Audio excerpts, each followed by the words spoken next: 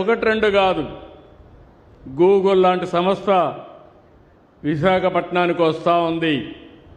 దగ్గర 15 billion US పెట్టుబడి.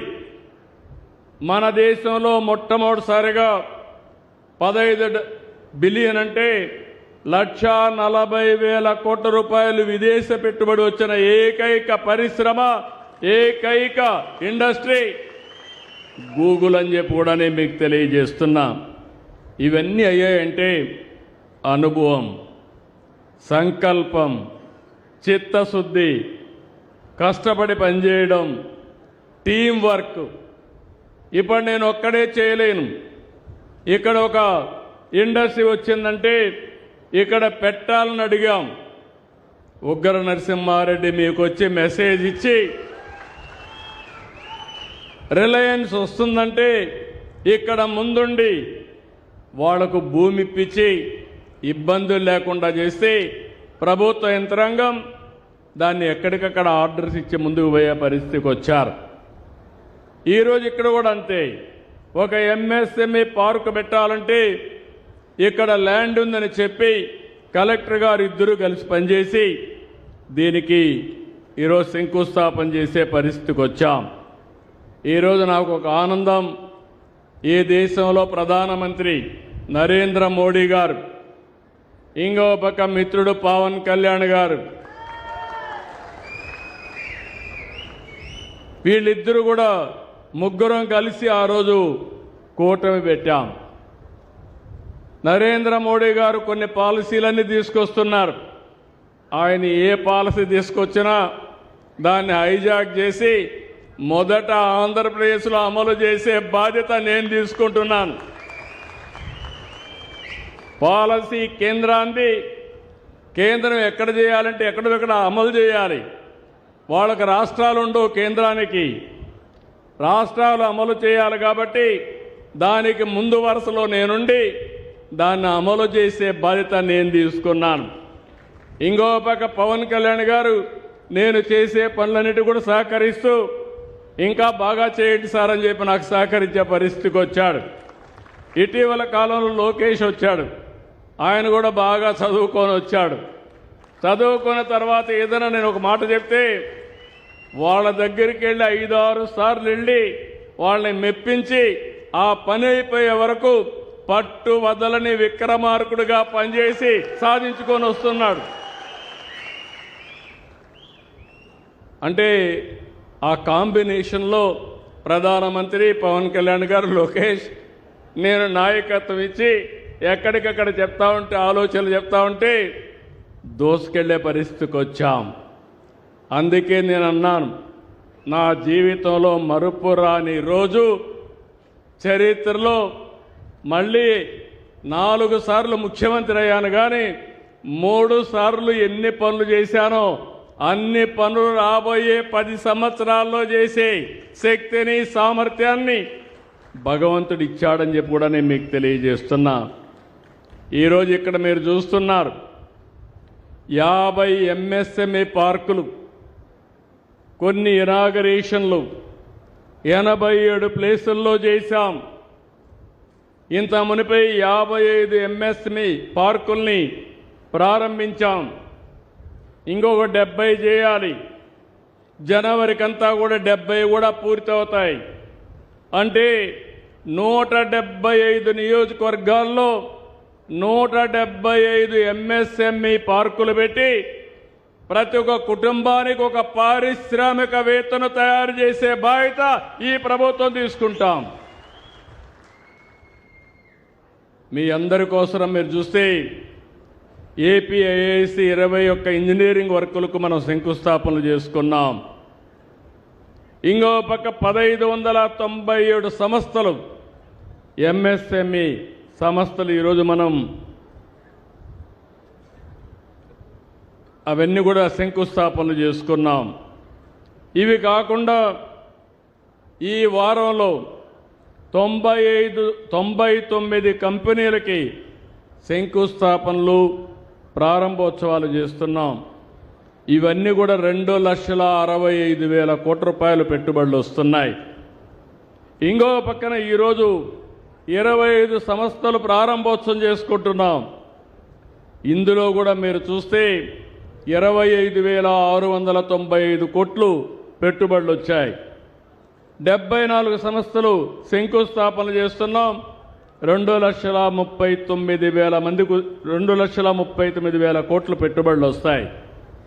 ఈరోజు మనం చేసే పనుల వల్ల 2 లక్షల మందికి ఉపాధి వచ్చే అవకాశం ఉంది. అది చూసినప్పుడు చదువుకున్న పిల్లలు ఒకప్పుడు అమెరికాకు పోయేవాళ్ళు, ఇప్పుడు అమెరికాకు పోయే పిల్లలు కూడా ఇండియాలోనే పనిచేసుకునే అవకాశం, మన కనిగిరిలోనే పనిచేసుకునే అవకాశం వస్తుంది.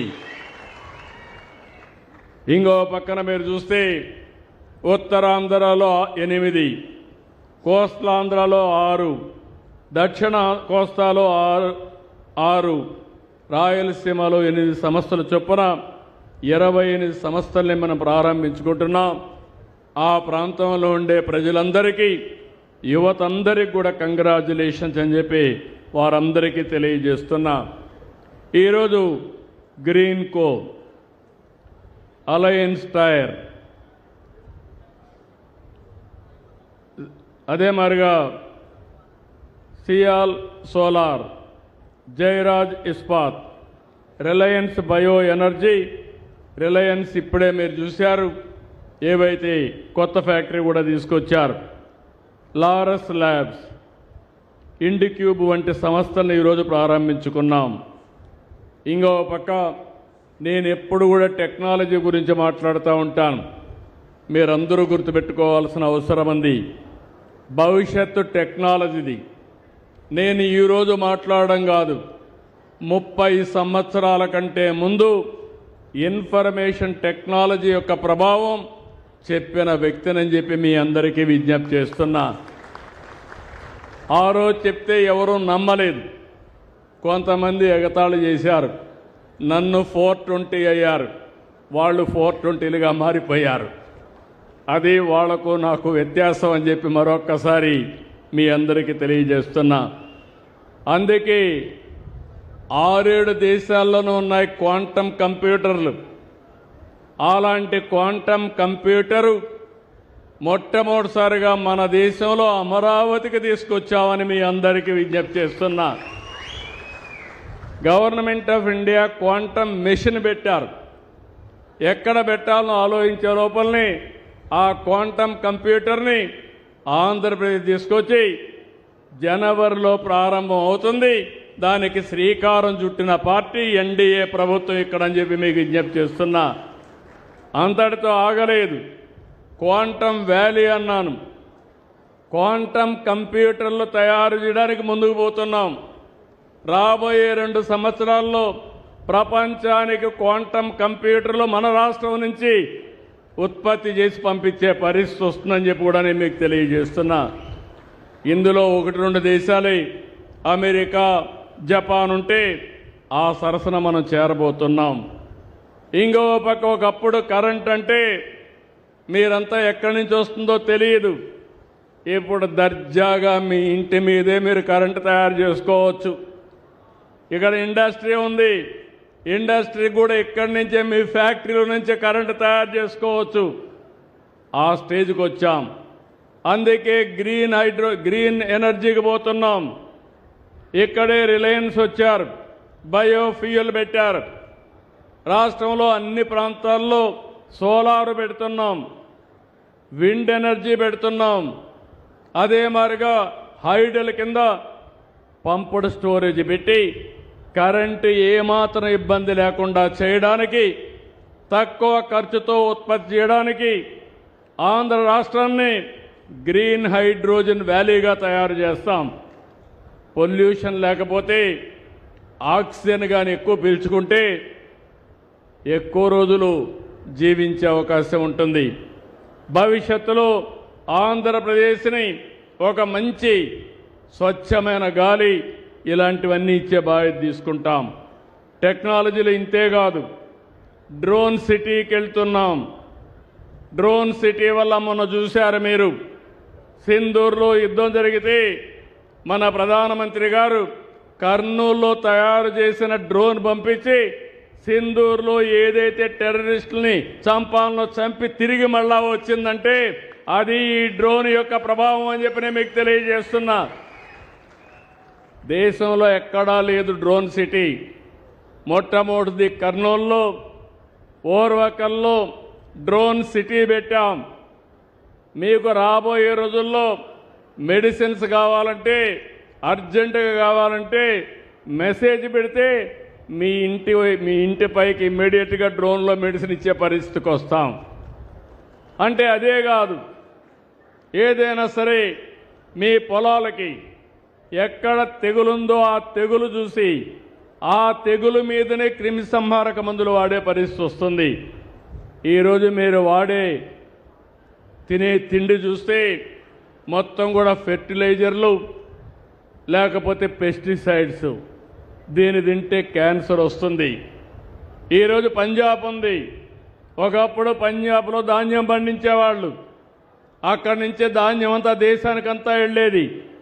ఈరోజు పంజాబ్లో మీరు చూస్తే ఫెర్టిలైజర్స్ ఎక్కువ వేసి ఆ ఫుడ్ తిని అందరికీ క్యాన్సర్ వచ్చి ఈరోజు పంజాబ్ నుంచి ప్రతిరోజు 2 ట్రైన్లు ఢిల్లీకి క్యాన్సర్ పేషెంట్తో పోతున్నారంటే అలాంటి వాతావరణం మనకు వద్దని చెప్పి నేను మీకు తెలియజేస్తున్నా.